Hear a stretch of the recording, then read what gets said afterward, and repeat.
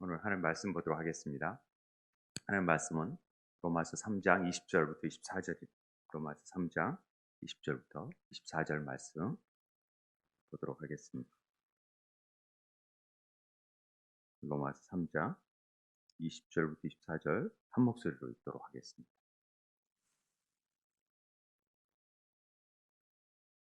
함께 읽겠습니다. 시작. 그러므로 율법의 행위로 그의 앞에 의롭다 하심을 얻을 육체가 없나니 율법으로는 죄를 깨달음이니라. 이제는 율법 외에 하나님의 한 의가 나타났으니 율법과 선지자들에게 증거를 받은 것이라. 곧 예수 그리스도를 믿음으로 말미암아 모든 믿는 자에게 미치는 하나님의 은이 차별이 없느니라. 모든 사람이 죄를 범하였음에 하나님의 영광에 이르지 못하더니 그리스도 예수 안에 있는 성령으로 말미암아 하나님의 은혜로 값없이 의롭다 하심을 얻은 자 되었느니라. 아멘. 오늘 보혈 기도문 우리가 12가지가 있는데 다시 한번 우리가 다 하셨겠지만은 한 번 더 해보도록 하겠습니다. 시작. 예수님의 보혈은 사단의 손에서 나를 구속하셨습니다. 예수님의 보혈은 모든 저주에서 나를 구속하셨습니다. 예수님의 보혈은 나를 위하여 영원한 언약을 이루어 주셨습니다. 예수님의 보혈은 하나님 아버지와 다른 사람들 그리고 모든 피조물들과 내가 평화와 화해를 누리게 하셨습니다. 예수님의 보혈은 모든 죄에서 나를 용서해 주셨습니다. 하나님의 아들 예수님의 보혈은 모든 죄로부터 나를 깨끗하게 하십니다. 예수님의 보혈은 모든 정죄로부터 나를 변호하여 나를 대적하는 마귀의 고소를 무효화하고 내가 결코 죄를 짓지 않는 것처럼 나를 의롭게 하십니다. 예수님의 보혈은 나를 성화시키고 거룩하게 하여 나는 주님께 속하게 되었고 헌신하게 되었으며 주님의 사역을 위해 구별되었습니다. 예수님의 보혈은 내가 살아계신 하나님을 섬기도록 죽은 행실로부터 나의 양심을 깨끗하게 하십니다. 예수님의 보혈은 나로 하여금 거룩하신 하나님을 섬기도록 지성소에 들어가게 하십니다. 예수님의 보혈은 나로 하여금 사단과 그의 모든 권세를 극복하게 하십니다. 예수님의 보혈은 나의 영원한 기쁨의 근원이 되십니다. 아멘. 오늘은 7번째죠. 6번째로 되네요.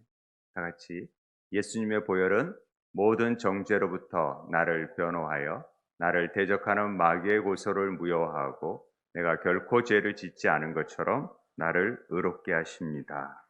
이 7번째 말씀을 가지고 함께 나누고자 합니다.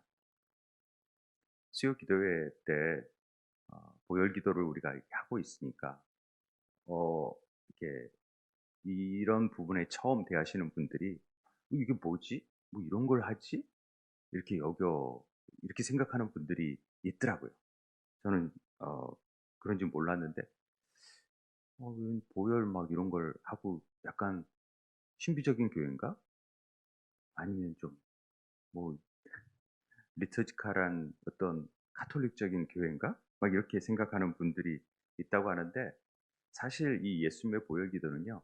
성경의 가장 핵심이 되는 어떻게 보면은 우리 구원의 가장 핵심이 되는 예수 그리스도의 보혈의 피를 통하여 더 깊게 알고자 이 보혈의 기도문을 하고 있고 또 이 기도문을 제가 이렇게 강조하면서 설명하는 이유는 이 보혈의 기도문 자체가 어떤 막 신비적인 힘을 줘서 막 어떤 너무 성령에 집중해 가지고 보혈 기도하고 막 그래서 기적이 나타나고 막 이렇게 하려고 하는 일보다는 우리의 속사람이 이 보혈 기도를 통하여서 조금씩 변화되고 또 보혈을 통하여서 강화되고 그러면서 우리의 신앙들이 또 새롭게 하나님 안에서 아름답게 성장해 가는 모습들을 바라보기 위해서 사실 보혈 기도를 하는 것이죠.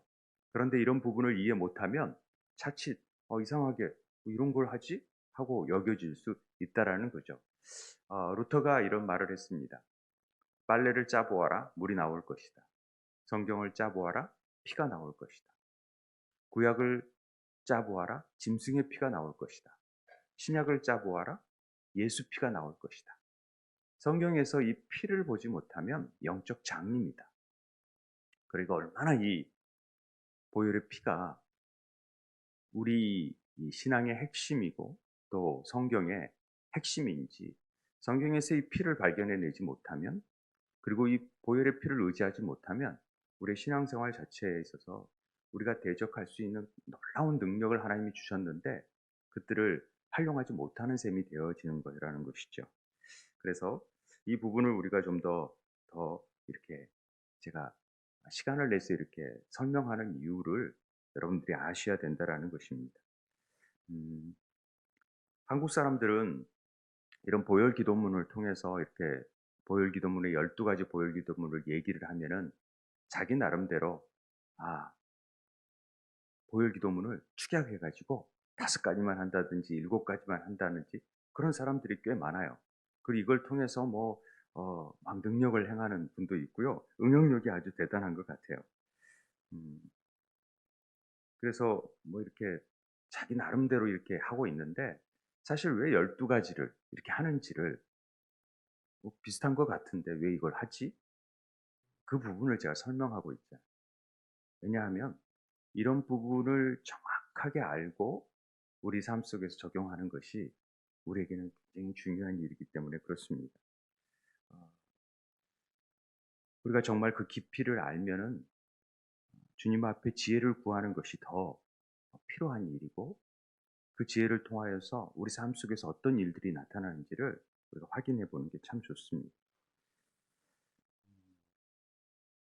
우리 교인들은 참 그렇지 않은데, 제가 이제 초창기 이렇게 10년 전에 이제 개척을 할 때 설교를 하면은 굉장히 어렵다는 얘기를 많이 들었어요.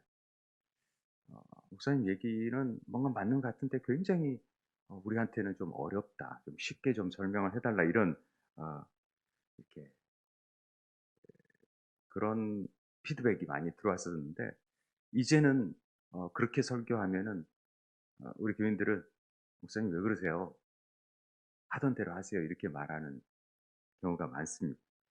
왜냐하면은 이제 이유식을 먹는 거에 머물지 않고 이제 딱딱한 밥을 통해서도 이제 그걸 소화할 수 있는 능력이 저는 생겼다고 생각을 합니다.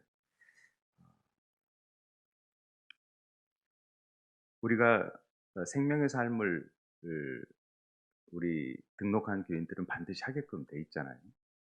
생명의 삶의 어떤 필수 코스인데 생명의 삶 가운데 이 고린도전서 3장 1절 3절의 얘기를 지난 시간에 나누었어요. 지난 시간에 나누었지만 우리 다 들었잖아요. 근데 잘 이해를 못하는 분들이 많아요.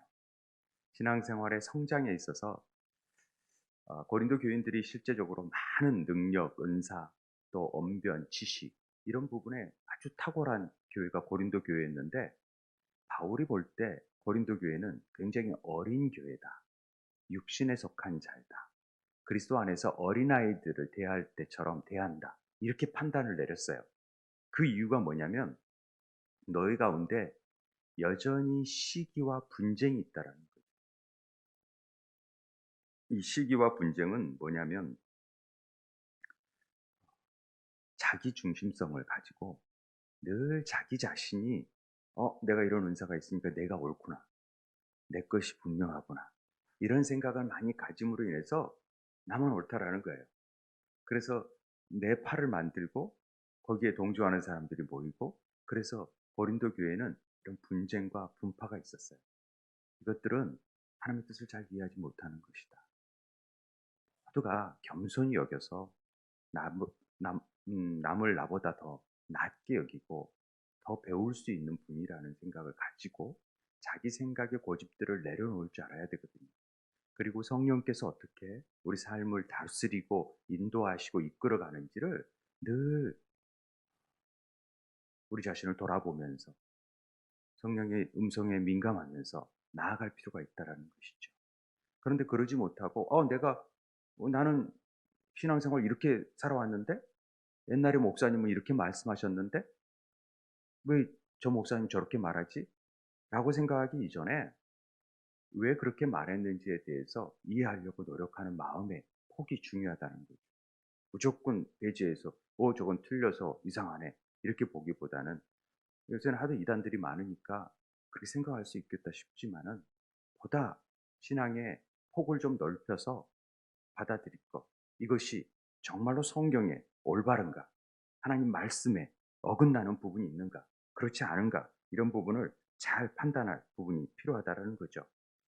근데 영적 분별력이 없으니까 잘 모르는 부분이 뭐냐면 영적 불변령은 말씀을 통해서 생겨나거든요.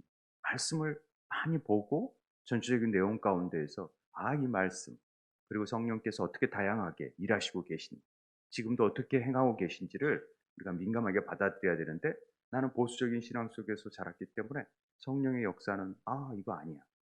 또 성령의 역사를 받은 데서는 너무 지식적이고 이런 것은 너무 아니야. 막 이렇게 판단하는 경향이 있다라는 거죠. 그러나 우리가 다 바라볼 수 있는 영적인 눈을 넓혀서 하나님이 어떻게 행하시는지 그리고 나는 너무나도 부족하잖아요. 제가 뭐 목사이다고 뭘 다 알겠습니까? 너무 부족한 자이죠.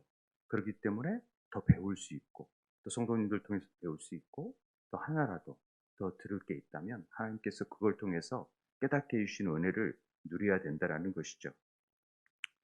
잠언의 2장 3절 5절에 보면은요 이런 말씀이 있어요. 지식을 불러 구하며 명철을 얻으려고 소리를 높이라. 이런 얘기가 나와요. 우린 지식을 구해야 돼. 그리고 명철을 얻으려고 소리 높여야 되는데 어떻게 해야 되냐면 은을 구하는 것 같이 그것을 구해라.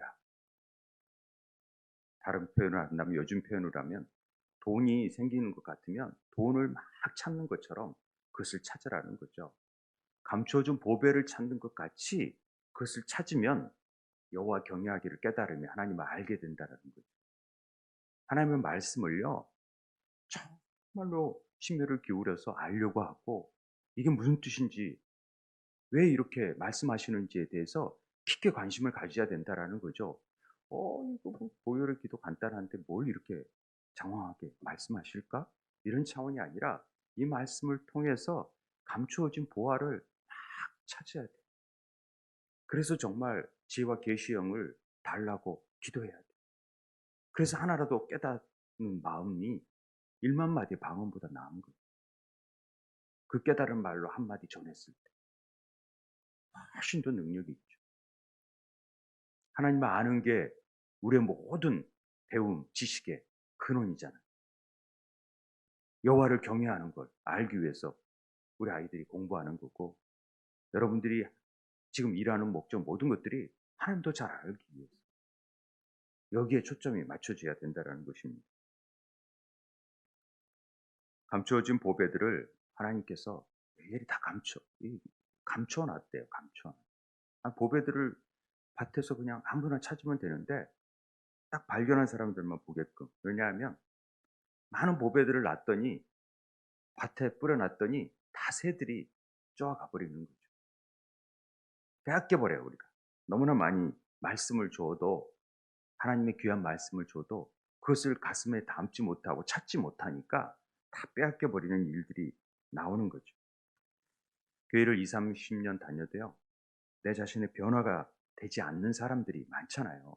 하나님 말씀을 그렇게 받았는데도 왜 나 삶의 변화가 안 생기는가? 그건요 말씀을 다 도둑질 당했기 때문에. 사단은 날 다 빼앗아 버려요 말씀을. 어떻게 하든지 말씀을 읽지 못하게 하고 깨닫지 못하게 하고 하나님을 알지 못하도록 만드는 일들을 사단이 하는 거죠.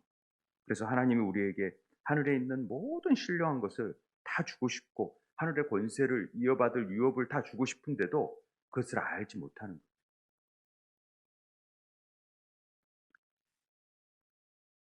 시간 관리, 내 삶의 목적, 내가 이래야 되는 인생 어떻게 살아가는지 이런 것들에 대한 의미들을 모르기 때문에 아유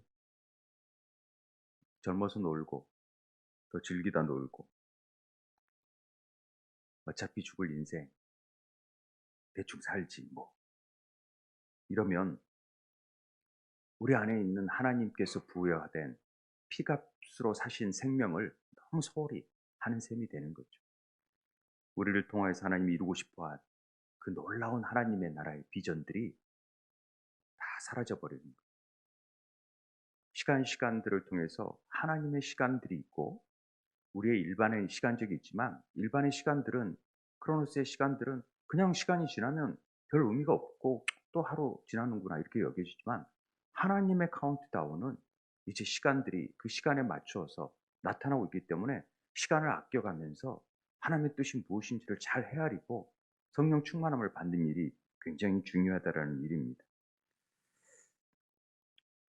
제가 이 서설이 좀 길었지만은 어찌 됐든 자기의 모든 것을 내어둘 만큼 하나님의 말씀을 받으려고 하는 그러한 결단이 있어야 돼요. 수요 기도회 왜 나오시는 거예요? 여러분 수요일 날 더 쉬고 편하게 직장 생활하고 힘들고 지금 막 닭 주문 받아야 되고 튀겨야 되는데 왜 나오시는 거예요? 아니 이게 너무 소중하기 때문에.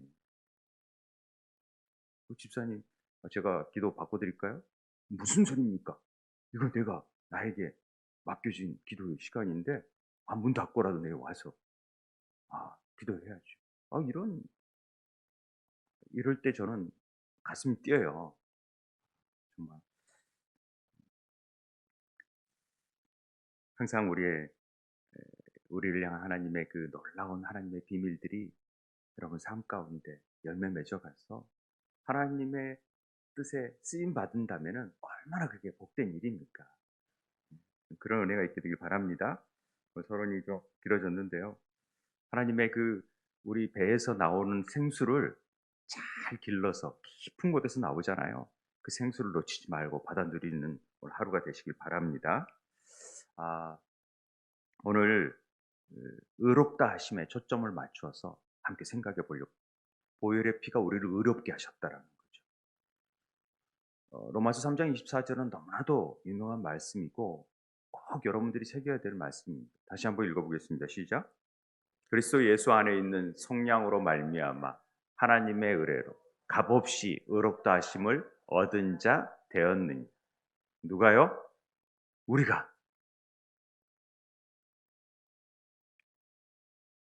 5장 9절 한번 읽어볼까요? 시작.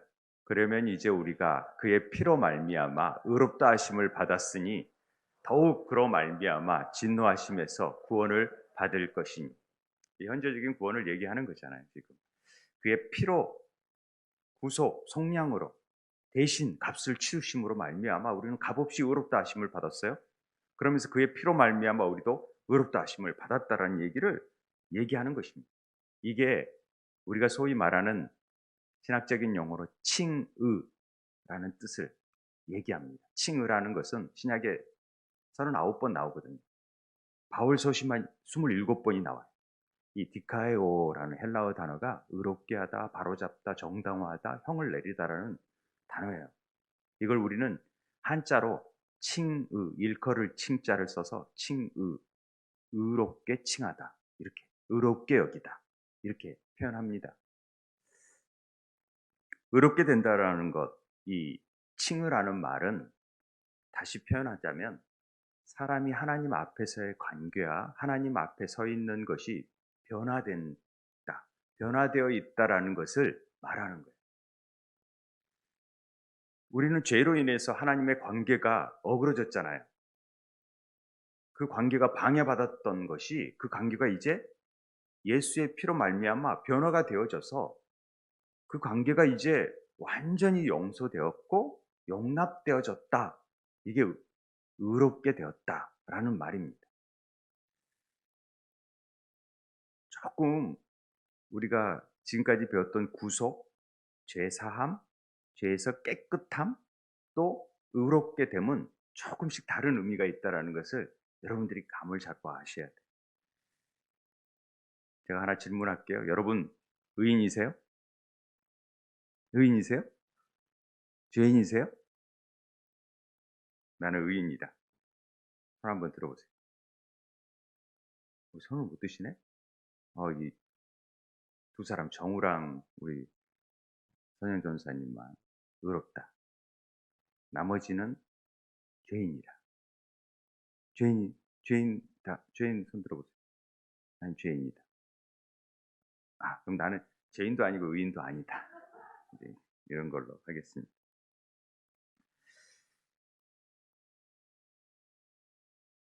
선생님 의롭게 살고 계세요?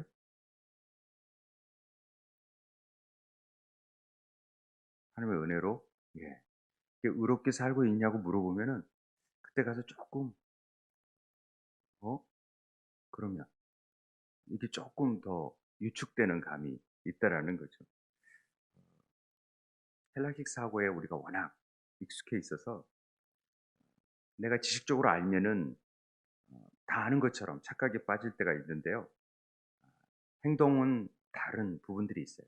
사실은 우리가 알고 인정한다면은 내 삶도 의로워야 되거든요.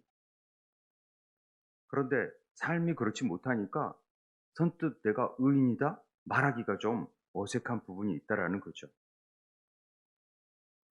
그래서 이런 부분에 대해서 우리는 잘 알아야 되는데 이런 부분들이 익숙치가 못해요. 그래서 좀 더 들어가면은 그럼 구원받은 의인인가?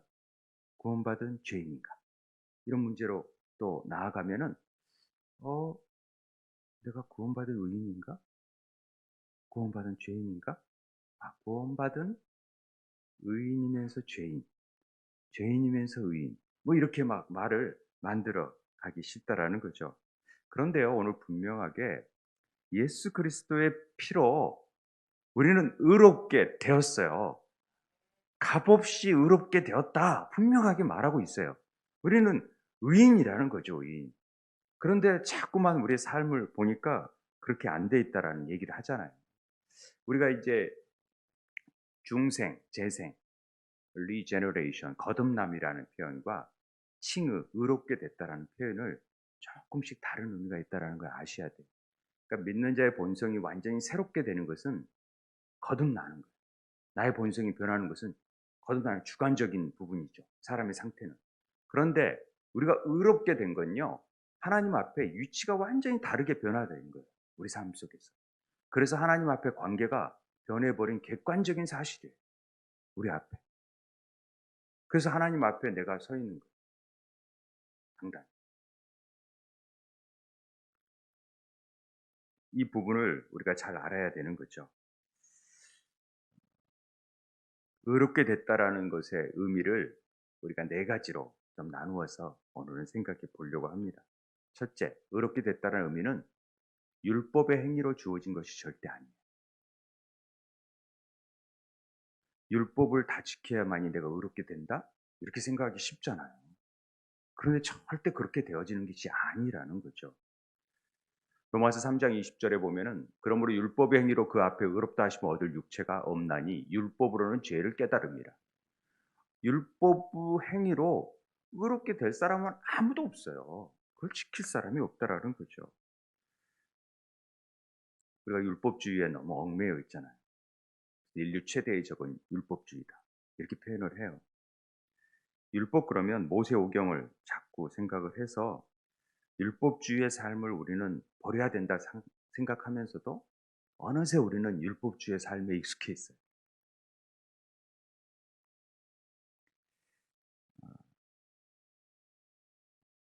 쉽게 우리가 십계명을 가지고 얘기를 해보면요.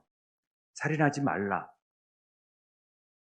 그랬으면 아, 나는 살인하지 않으면 내가 의로운 겁니까?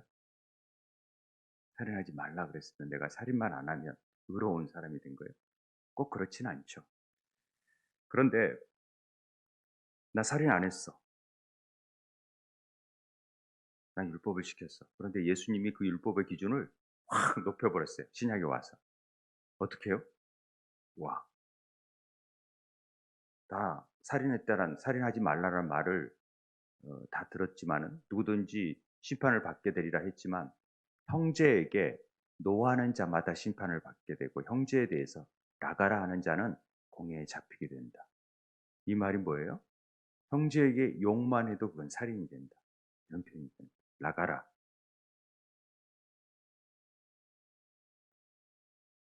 너 우리 욕 많이 하잖아요. 그 살인이래요, 살인.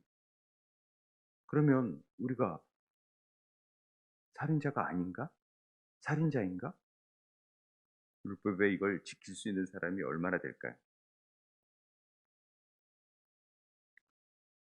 그래서 이게 좀 어려워지는 부분이 되긴 합니다. 그런데 우리가 살인하지 않음으로 믿음으로 의롭게 됐다. 이렇게 자꾸 우리는 생각하고 있어요. 그래서 나는 의롭다라고 생각을 하는 거죠. 그 구약에서 하는 사람들이 꽤 많아요.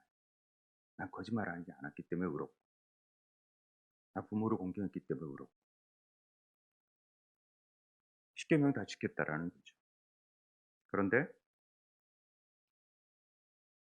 신약에서 예수님께서 하시는 말씀은 그 율법의 본질 자체를 너희들이 지키는 자가 없다라는 거예요.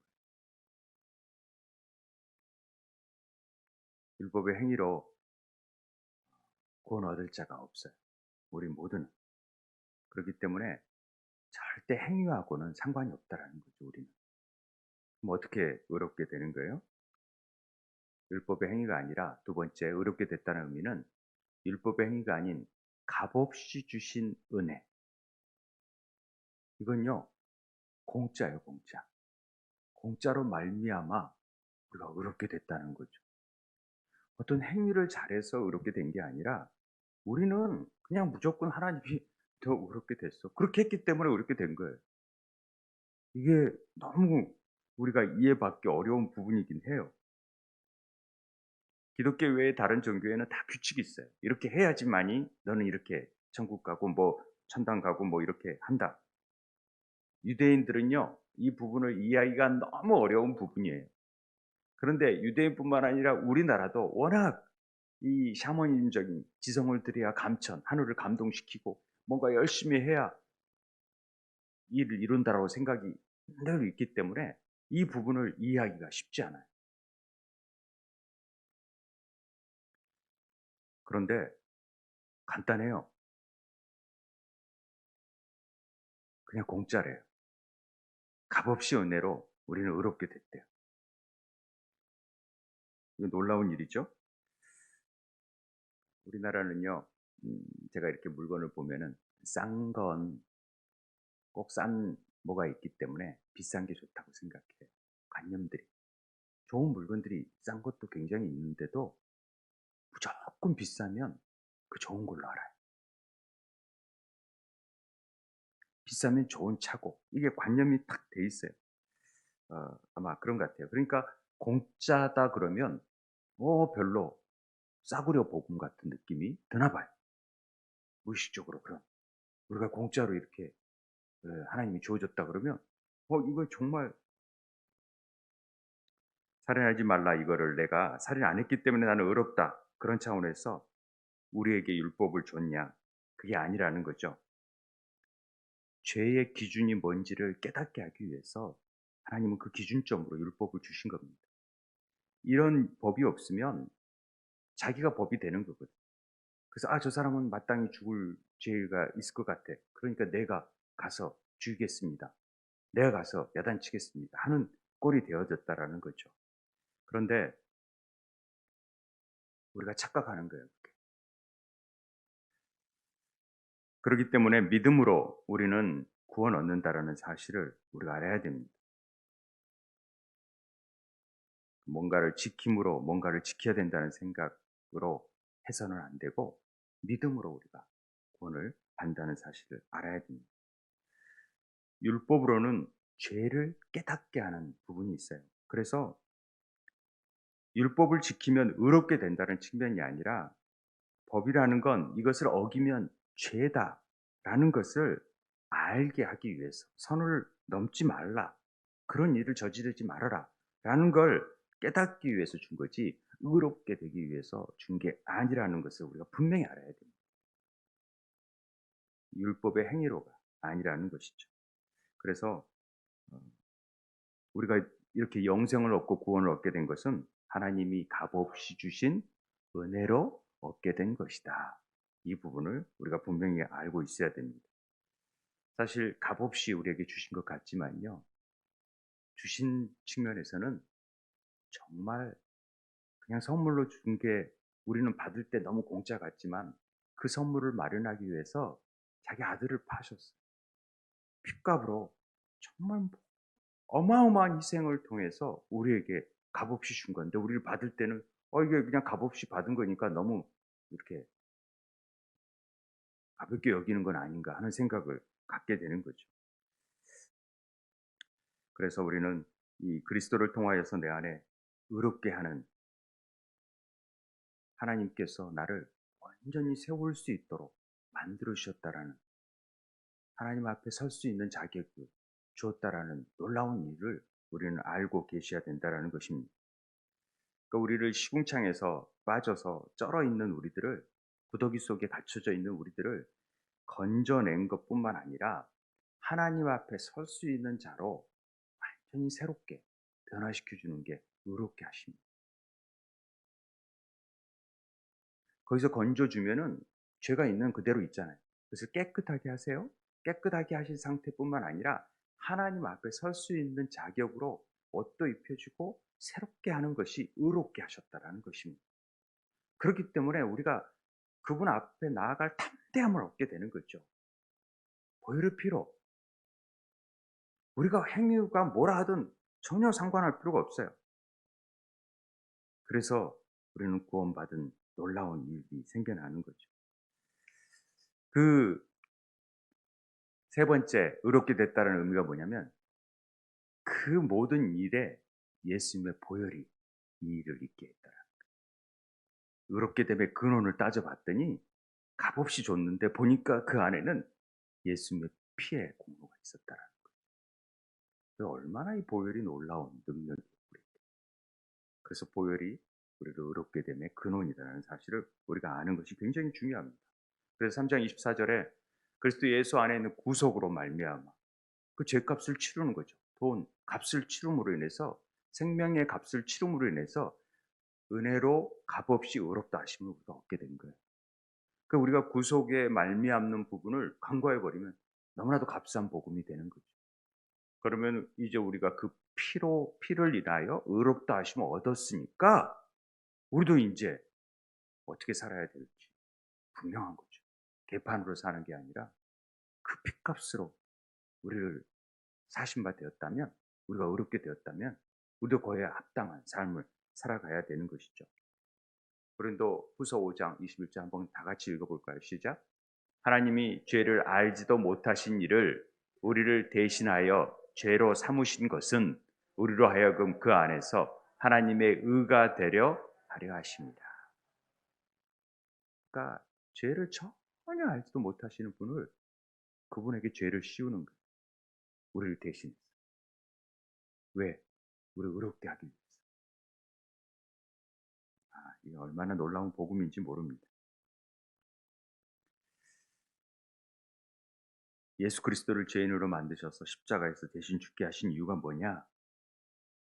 우리를 하나님 앞에 서 있는 예수님과 같은 자로 만들고자 하신 하나님의 계획이 있었던 거예요. 그러기 위해서 보혈의 피를 흘리신 거예요.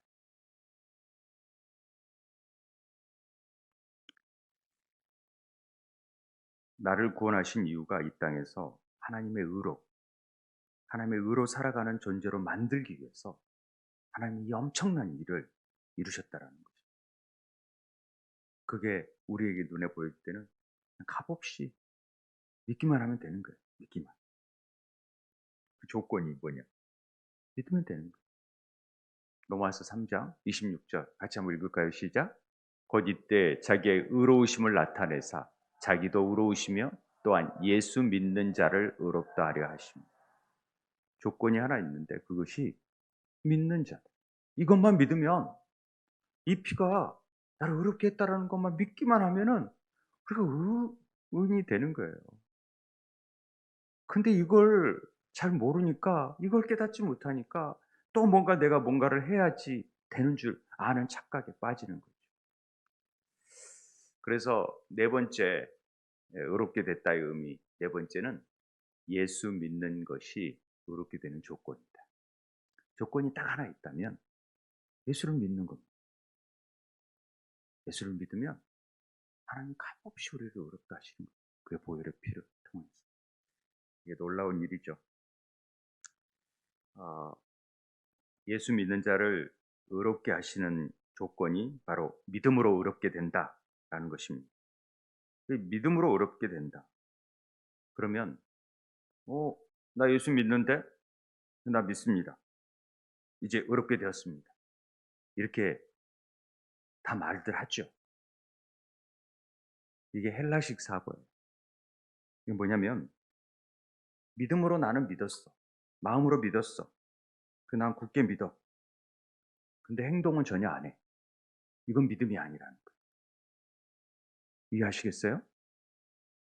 믿었으면 내가 그분을 주로 믿고 내가 그분을 믿겠다고 했으면 이제 내 삶의 행동에 있어서 그분을 전적으로 믿는다라는 것이 우리가 의지한다 그랬잖아요.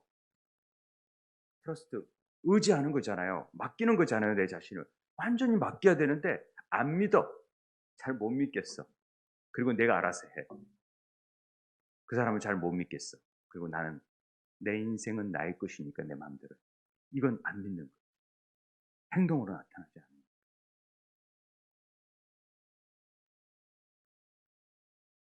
우리를 어렵게 하시는 조건은 믿음인데 그 믿음이라는 것은 지적인 동의 차원에서 끝나는 게 아니라 성경에서 얘기하는 믿음이라는 것은 행동과 안다라는 것이 절대 분리되지 않아요.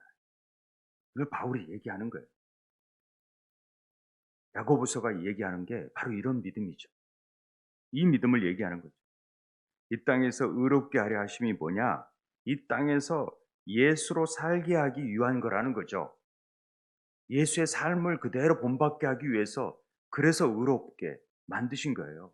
그러면 하나님의 자녀답게 그런 삶을 완전히 주님의 뜻에 순종하는 삶을 살 수 있도록 돼야 된다라는 거죠. 그게 믿음이 있는 자이죠.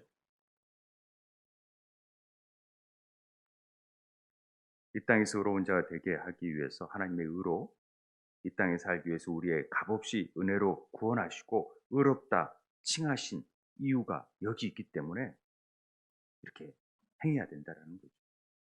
마지막으로 탕자의 비유 하나만 얘기하고 마무리 쉴게요. 탕자 얘기는 너무나도 다 알죠. 탕자라고 표현하지만 어, 잃어버린 둘째 아들이 오는 거죠. 그 비유 누가복음에 나오는 둘째 아들이 재산에 돌아가시지 않았는데 아버지에게 재산을 요구해서 나아갑니다. 잘 살아보겠다고 나아간 거죠. 그런데 허랑방탕한 삶을 살다 보니까 돼지가 먹는 쥐업 열매도 먹지 못하는 인생이 되어지는 거예요. 아, 내가 아버지 집에는 먹을 게 너무 많을 텐데 내가 차라리 종으로 여겨도 내 그게 낫겠다 하고 아버지께로 돌아가잖아요. 그런데 아버지께서 그래 넌 종이다. 이제부터는 너네 아들이 아니야. 너한테 재산 다 줬으니까 너는 그걸로 이제 끝이야. 이렇게 여기지 않았잖아요.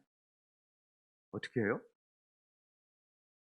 멀리서 보자마자 뛰어나가가지고 끌어안고 다시 반지를 끼우고 옷을 입히고 잔치를 베풀잖아요. 완전히 신분을 회복시켜 버리는 거예요.